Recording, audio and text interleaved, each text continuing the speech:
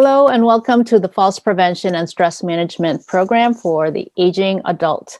My name is Debbie Lynn Toomey, the host of this program. I'm the Injury Prevention Coordinator for Tufts Medical Center, and I want to just share with you about the program that I'll be having on March 23rd.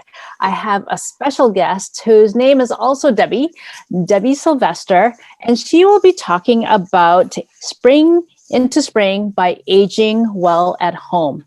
Debbie, can you just tell us quickly about you and what the topic is going to be about, so that way the viewers will know what to expect? Sure, I'd be happy to. So I am a geriatric nurse practitioner and the director of geriatrics for Commonwealth Care Alliance. And I'd like to share information about aging well at home. What does that mean? What does it take to age at home? What services and resources are available? What kind of home modifications do people have to make in order to age successfully at home? And really, what are the role of caregivers, whether you're a caregiver or that you have to have or hire caregivers? And what are some of their needs? Also, what are some of the services you need to consider in order to really live successfully and have dignity at home? As they say, home is where the heart is, and that's where most of us want to be. So hopefully I can share some information that will be useful for you to think about in terms of aging and aging successfully at home. I'm very excited about this program because so many people, as you know, are living longer. And there was a meeting that I went to, and somebody said that 100 is the new 70, and and that is just, wow, that's crazy, that's wild, and that's awesome. But at the same time, you being a nurse practitioner, we know that as we get older, and as the population gets older, it doesn't mean that they're going to be without any type of medical problems, right? So living with chronic conditions and knowing when to start hiring people or taking advantage of resources out there, it's so important for everybody to know about, right? To age well at home, to have that quality of life. Isn't that right? Yep, and to age well, and a lot of it's about planning ahead. And as you mentioned, chronic conditions, they tend to get worse over time. So people's needs change. And I will talk about during my talk the importance of communicating with family and to really express what one needs are and what wants are, and really how to have dignity at home and feel supported. And even after COVID, we see people don't want to go into nursing homes or assisted livings or other type of facilities. They rather be at home. So there's certainly resources out there in order to support people where they want.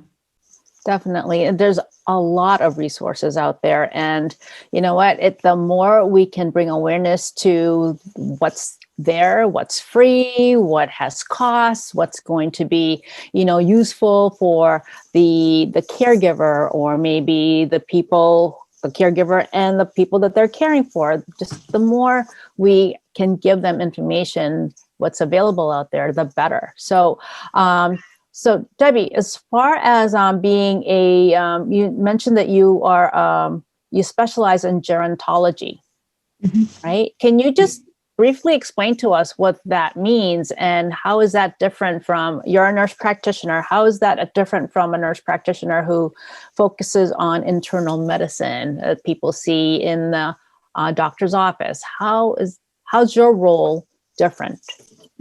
That's a great question, and I get that question a lot.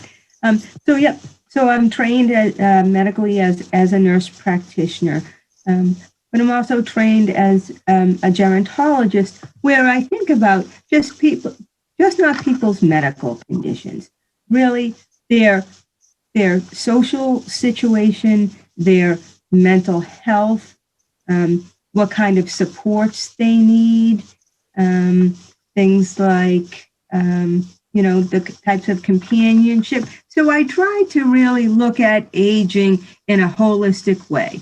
It's just not identifying somebody as having certain chronic conditions, but really the whole person, their experiences in life, their work life, and what they want as they age. As all of us begin to think about what we want, where we want to be, what our needs are as we age, and what we want in our lives, and really sometimes what we don't. So try to look at it holistically. Yeah, because as we get older and older, we still have our needs and wants. We still have our dreams and desires, right? And it's really wonderful to be able to have somebody who can, remind us of that, because as the population gets older, the term retirement is going to be different, right?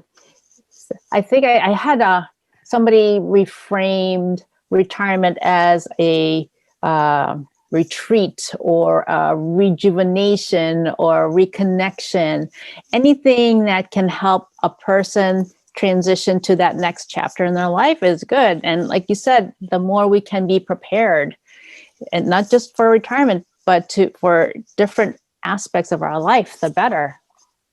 And you're exactly right. People are just not using the old term retirement. They're transitioning into new chapters, into a real new journey, a self-exploring journey, a journey in volunteerism, a journey in trying to figure out how to give back to the world and contribute in different ways that some of us couldn't when we were sort of working full-time.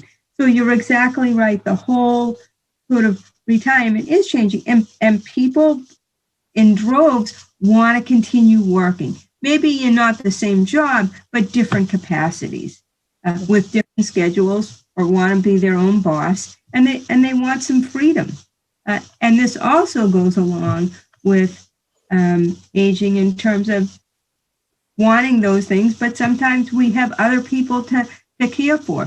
I'm in my 50s, and so I'm sort of still part of the sandwich generation, where there's younger people, family members to care for, but also older family members to care for, and trying to really balance all of that.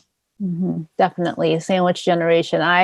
I'm a part of that as well. I am a mom, and also I have, luckily, aging parents who are still very capable, young at heart, but having that constant being in the lookout for people younger, people older, and then sometimes myself. It's just making sure that we're available, and knowing the resources that's available for the people in all aspects of our lives, all parts of our family dynamics. Very important.